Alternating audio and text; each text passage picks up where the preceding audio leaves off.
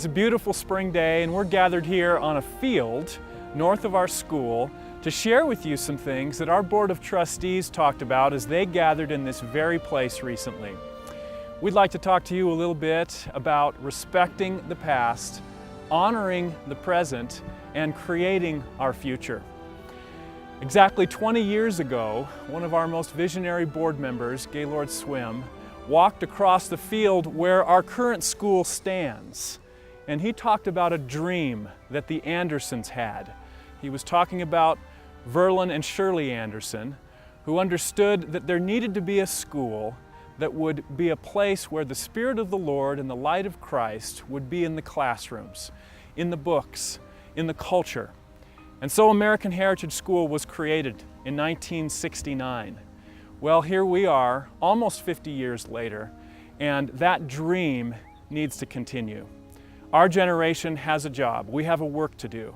And that's why we've gathered on this field, this good ground that has been purchased and acquired through donations small and large to continue that dream. Of course, that dream that the Andersons had, that the Swims had, that so many of our board members through the years have had, is not unique to them. Many good men and women, many parents of children have had this same dream. In fact, in 1875, Brigham Young and Karl Maeser had that dream. That's where BY Academy and BYU came from. And even before them, prophets and parents wanting for their children this kind of education, where the Spirit of the Lord is in everything that we teach, everything that we do, in the alphabet, in the times tables, in our history books. And so in 1969, parents who had that dream and wanted for their children this kind of education understood that the BY High and the BY Academy would be closing, and they wanted it to continue. So Verlin and Shirley Anderson and some others asked Elder Ezra Taft Benson if they could purchase an old chapel here in Pleasant Grove that they would then make into American Heritage School, a school that was independent of the church and independent of the government, where they could continue that dream.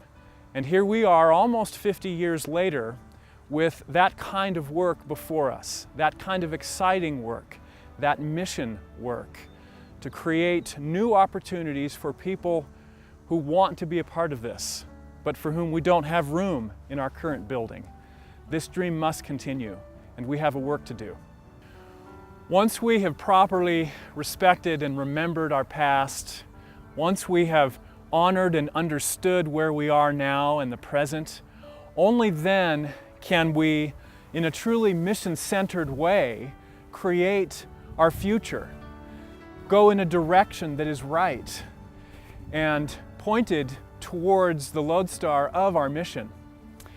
We are excited to announce to you today the expansion of American Heritage School on this beautiful parcel of land, nearly 30 acres, that has been donated at great sacrifice by families in our school community who understand this dream, who have caught this vision, and who understand that we have work to do in continuing that dream.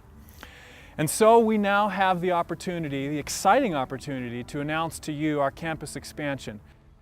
There are 3 phases to our campus expansion. Phase 1 includes outdoor athletic facilities as well as indoor facilities for health, wellness, physical education, and other athletic programs. Phase 2 includes a major expansion of our curricular classrooms as well as common areas for our students. And Phase 3 includes a world-class performing arts center. Let's talk about Phase 1 first. Just to the east of where I'm standing, you can envision outdoor athletic fields, a large stadium that includes an artificial turf field for soccer, lacrosse, and other sports in the stadium area, as well as to the south of that, 6 tennis courts, additional outdoor basketball hoops for children, additional playing spaces and play toys. Here a little bit to the north and east of us would be a baseball and softball facility. These are the outdoor components of phase one, our athletic phase, but there will also be, just to this direction, north of us, an indoor athletic facility. This will be a beautiful space, an investment in our students' health and wellness. Envision a large gymnasium with an indoor track, dance facilities, PE, conditioning, weight rooms, other rooms for instruction in health and health sciences.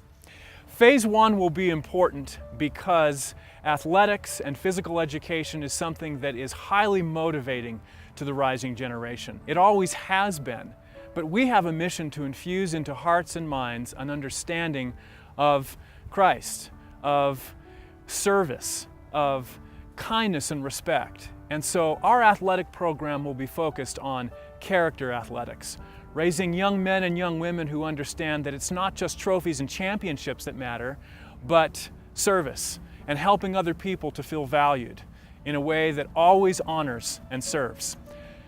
Let's now talk about phase two. Phase two is our curricular classroom phase. Right now, we have a building that is full. We don't have more room for more students.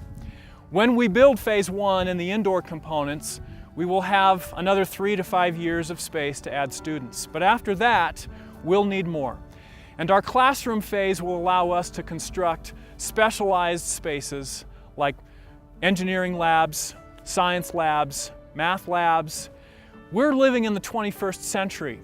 We're also a school that understands that our past and our tradition needs to blend with our future. So we'll create 21st century spaces that will still have the culture of remembering our past, but the tools of the 21st century.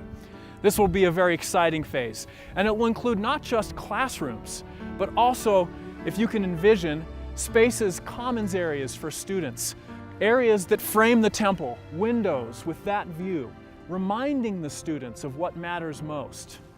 Toward the east, windows and views that frame the mountains, mountains of the Lord on both sides. These will be classrooms and these will be spaces that will be mission-oriented, that will change behaviors sometimes with a single glimpse. Phase three is our Performing Arts Center. This will be a world-class performing arts facility. It will include not only a theater and performing arts stage, but also a separate facility for orchestra, choir, a concert hall. It will include practice rooms, green rooms, wood shop, instructional spaces for theater and performing arts. And more importantly, it will be a place that's open to the community. A performing arts center that has a culture of wholesomeness, where light-filled productions are an example to the world of what performing arts can be and what they should be. It will be fun, it will be filled with energy, and it will be a place, again, across from the temple, in a sacred space where people come and experience transformational events and performing arts productions that will change their lives. This is good ground. On May 9th, Tuesday, May 9th at 11:30 a.m., we are going to hold a groundbreaking ceremony and celebration. It won't just be about buildings and campus expansion. In fact, more importantly, our groundbreaking celebration will be about people. Board members, teachers, students, parents, so many others who see this dream, who have seen this dream through the years, and who will be a part of this work and this vision going forward. After May 9, the work will begin. You'll see earth-moving equipment here. We'll see contractors, construction workers, and this summer, in time for school to start this fall of 2017, we will have completed our outdoor athletic facilities. By next summer of 2018, we will have completed our indoor athletic and physical education spaces. This is exciting. We have great work to do. We hope you'll join us. Bless you all for your support of this vision.